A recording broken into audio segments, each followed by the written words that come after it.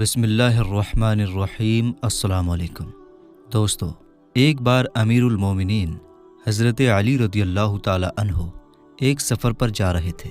راستے میں ایک جگہ تھوڑی دیر آرام کرنے کے لیے اور کچھ ضرورتیں پوری کرنے کے لیے رکے۔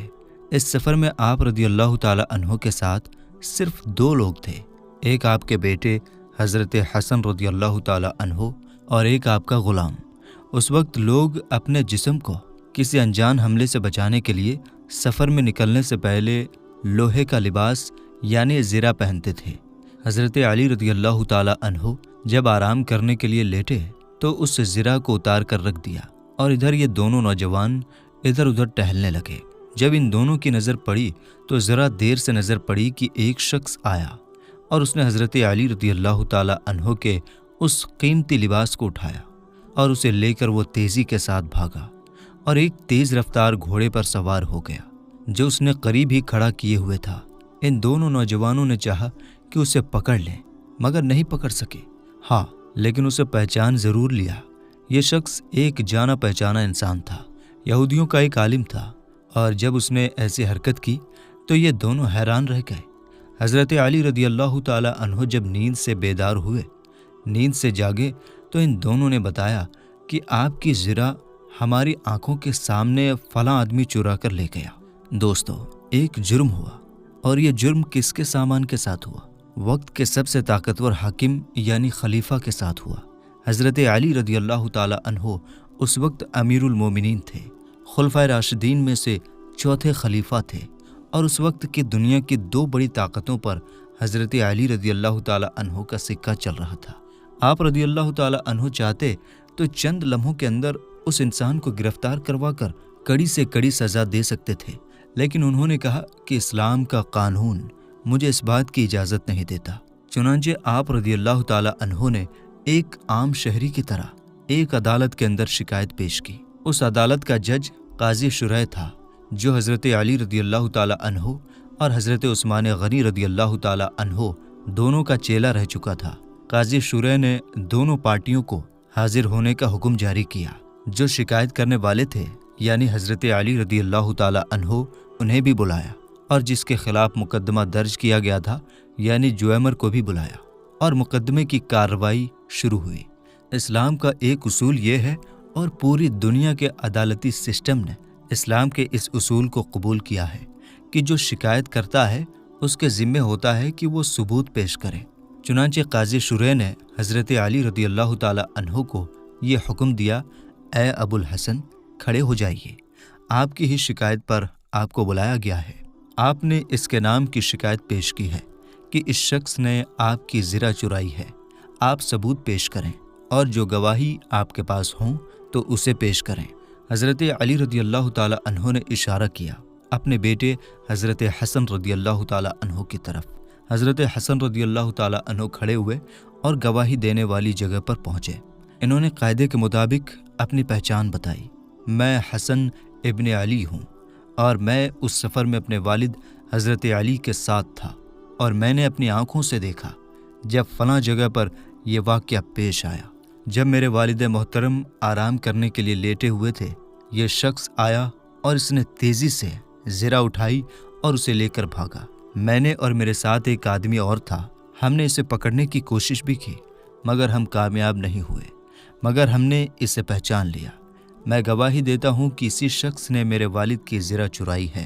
قاضی شریح نے گواہی سن لی، لیکن اس کے بعد کہا، اسلامی قانون کے مطابق بیٹے کی گواہی باپ کے لیے قبول نہیں کی جائے گی، یعنی بیٹے کی گواہی کو نہیں مانا جائے گا، لہٰذا اے حسن رضی اللہ تعالی عنہ، تمہاری گواہی نامنظور کی جاتی ہے۔ حضرت حسن رضی اللہ تعالی عنہ چپ چاپ بیٹھ گئے۔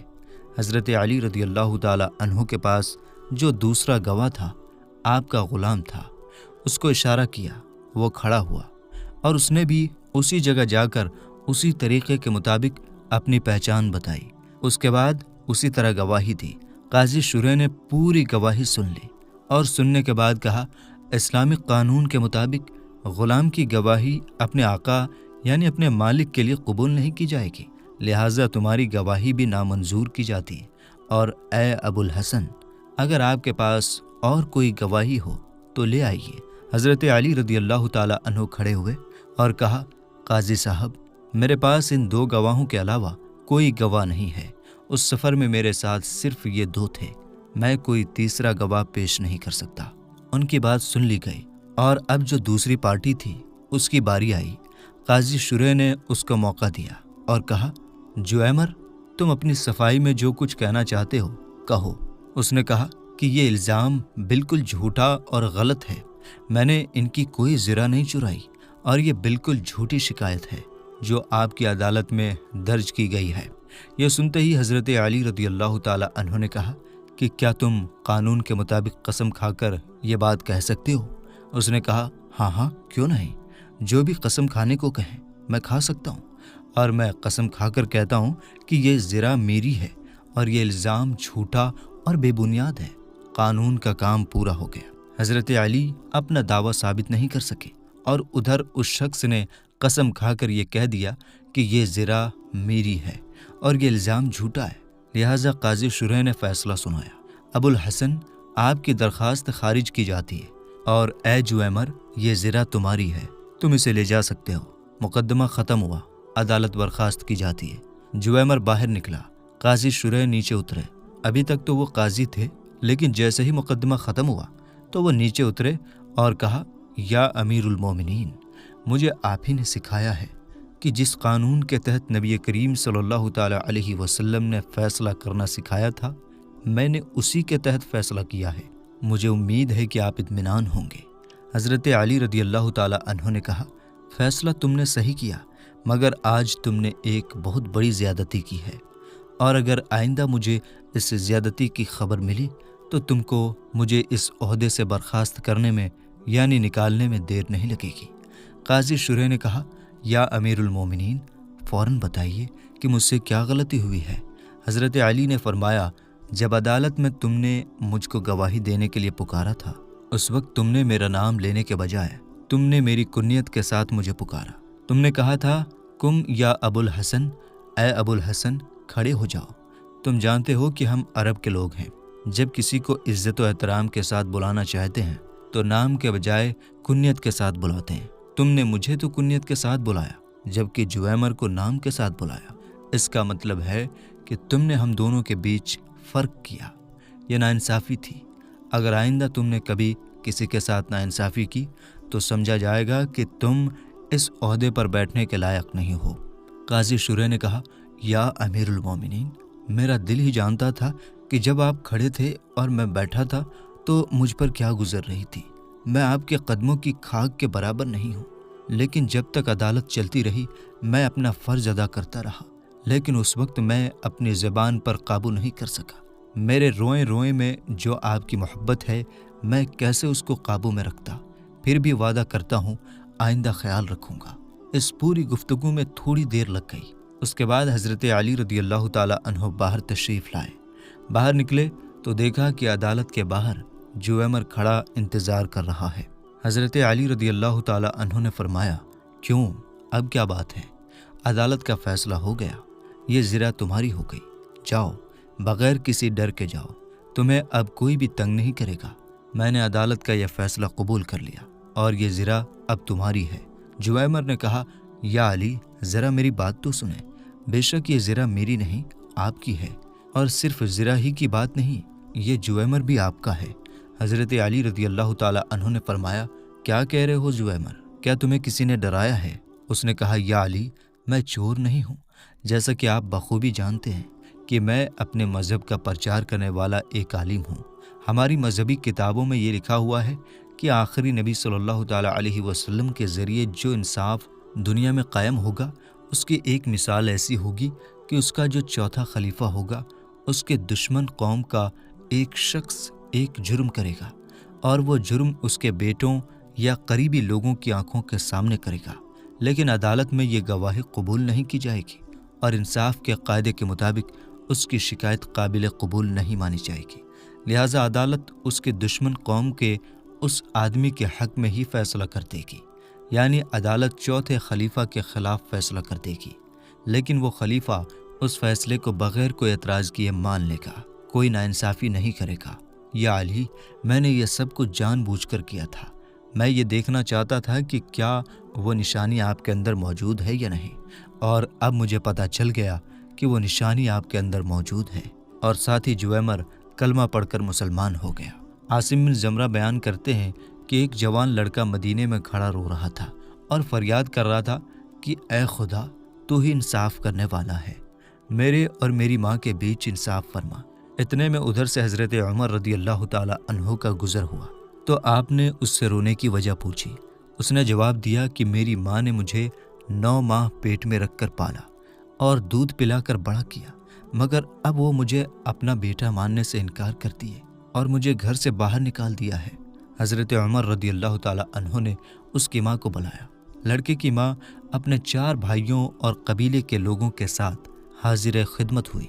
खलीफा वक्त ने उससे पूछा, इस लड़के के बारे में क्या कहती है?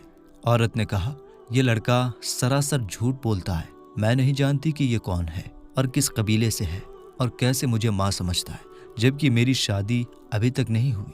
आपने उसकी गवाही पूछी तो उसके 4 भाइयों और 40 कबीले वालों ने उसकी गवाही दी और साथ ही कहा कि यह लड़का बिला वजह इस औरत को जलील करना चाहता है। लड़के से जब सबूत मांगा तो उसने कहा, मेरे पास इसके अलावा कोई सबूत नहीं कि मैं उसका लड़का हूँ और ये मेरी माँ है। मैं इसके पेट से पैदा हुआ हूँ और इसकी निगरानी में परवरिश पाया हूँ। क्योंकि औरत की तरफ से 40 गवाह पेश हुए थे और लड़का कोई गवाह पेश नहीं कर सका, तो हज़रत उमर रदी अल्लाह ताला अन्हु ने उस लड़के को झूठ बोलने की वजह से कोड़े लगाने का हुक्म दिया। जब उस लड़के को कोड़े लगाने के लिए ले जा रहे थे तो अचानक उस लड़के की नज़र हज़रत अली रदी अल्लाह ताला अन्हु पर पड़ी, जो उस जगह से तशरीफ़ ले जा रहे थे। उस लड़के ने ज़ोर ज़ोर से आवाज़ लगाई, ऐ रसूलुल्लाह सल्लल्लाहु ताला अलैहि वसल्लम के चचाज़ाद भाई, मैं बहुत मजलूम हूँ, मेरी फरियाद सुनिए और मदद कीजिए। हज़रत अली रदी अल्लाह ताला अन्हु ने फरमाया कि इसे हज़रत उमर रदी अल्लाह ताला अन्हु के पास ले चलो। जब वो लड़का हज़रत उमर रदी अल्लाह ताला अन्हु के पास वापस आया तो उन्होंने पूछा, अब इसे वापस क्यों लाए हो? लोगों ने कहा, हज़रत अली रदी अल्लाह ताला अन्हु के हुक्म से वापस लाए हैं। उसी वक्त हज़रत अली रदी अल्लाह ताला अन्हु भी तशरीफ़ ले आए और फरमाया, इस लड़के की माँ को मेरे सामने लाओ। जब वो आई तो उससे पहले की तरह सवाल किए गए। उसने पहले अपने गवाह पेश किए जिन्होंने उस औरत के बारे में गवाही दी थी। लड़के से पूछा तो उसने वही कहा जो उसने पहले कहा था। अब हज़रत अली रदी अल्लाह ताला अन्हु ने हज़रत उमर फ़ारूक रदी अल्लाह ताला अन्हु से पूछा, क्या मुझे इजाज़त है कि मैं इन दोनों का फ़ैसला कर दूं? हज़रत उमर रदी अल्लाह ताला अन्हु ने फरमाया, मैं क्यों कर रोक सकता हूँ, जबकि मैंने हुज़ूर पाक सल्लल्लाहु ताला अलैहि वसल्लम से सुना है, ऐ लोगो, तुम में से अली मेरा भाई है, सबसे ज़्यादा इल्म जानने वाला और इंसाफ करने वाला है। इसके बाद हज़रत अली रदी अल्लाह ताला अन्हु ने फरमाया, मैं आज तुम्हारे बीच ऐसा फ़ैसला करूँगा जो अल्लाह और उसके रसूल को पसंद है और वो राज़ी होंगे। फिर आपने उस औरत से कहा, क्या तेरा कोई गार्जियन है? उस पर चारों भाई आगे आए। आपने फरमाया, क्या तुम मेरे फ़ैसले पर राज़ी हो जो मैं तुम्हारी बहन के लिए करूँगा? कहने लगे, हम राज़ी हैं। इस तरह उस लड़के से भी मालूम किया और सब की रजामंदी लेकर आपने फरमाया, मैं अल्लाह को गवाह बनाता हूँ और यहाँ मौजूद सबको गवाह बनाता हूँ कि मैंने इस औरत को 400 दिरहम के बदले इस लड़के के निकाह में दिया और 400 दिरहम उस लड़के को देकर उससे कहा, यह 400 दिरहम इस औरत के दामन में डाल दे और उसका हाथ पकड़कर अपने मकान पर ले जा और उससे पहले वापस न आना जब तक गुस्ले जनाबत से फारिग न हो जाओ। जो ही यह फैसला उस औरत ने सुना तो उसकी चीख निकल गई और कहा, ऐ बिरादर रसूल सल्लल्लाहु ताला अलैहि वसल्लम, क्या गज़ब हो गया है। इस तरह तो मैं बिल्कुल ही जहन्नुम का ईंधन बन जाऊंगी। हाँ, मैं इकरार करती हूँ कि ये मेरा लड़का है और मैं इसकी माँ हूँ। एक माँ क्यों कर अपने बेटे की बीवी हो सकती? हज़रत अली रदी अल्लाह ताला अन्हु ने फरमाया, पहले क्यों ना इकरार करती थी?